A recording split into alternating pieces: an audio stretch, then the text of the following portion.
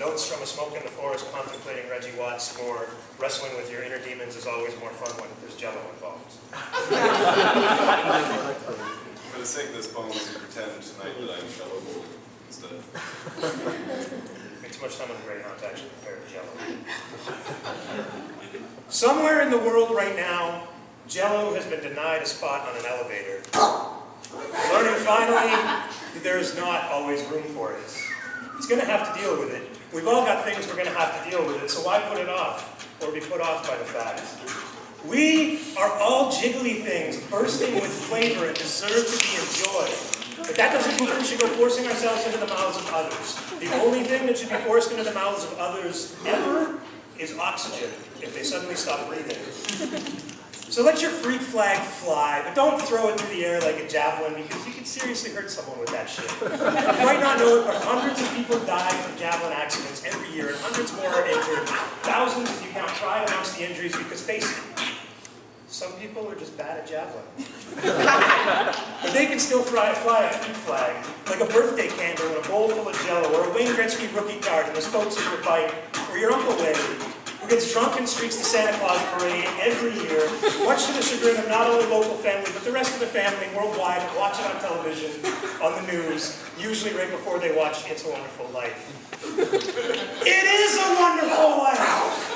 That's why we all jiggle so well, and we're constantly trying to lick ourselves. It has become so insanely popular. It's not a stretch to imagine yogis that can lick themselves with ease.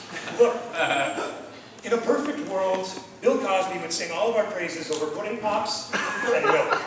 And he'd probably give each of us a sweater, but Bill's world's not perfect, and neither is our own, so we need to remember the tone of his laughter, to make our hearts giggle as we jiggle and juggle realities between the realms of fact and fiction, making things out of things to obstruct and distract things, while the thing we should be thinking about has outthought us again, and is waiting for us to say, hey.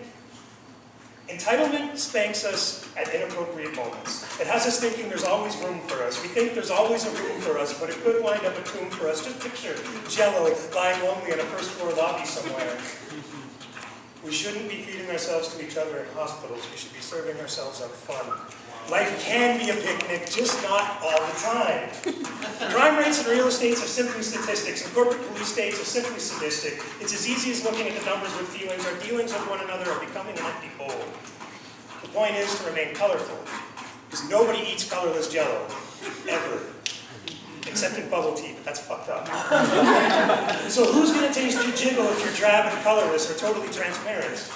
Which isn't to say transparency is a bad thing. In fact, in most situations involving jiggle tasting, transparency can be a rather important part of the equation. It's like a recipe. But it can be a recipe for disaster. Like trying to boil the water after adding the Jello crystals. You have to add the crystals after you boil the water. Otherwise, the Jello doesn't jiggle right. And it's all about the jiggle, right? So put some dip in your hip and some swagger in your step and some color back into your jiggly bits, because there might not always be room for Jello. You should always make room for yourself.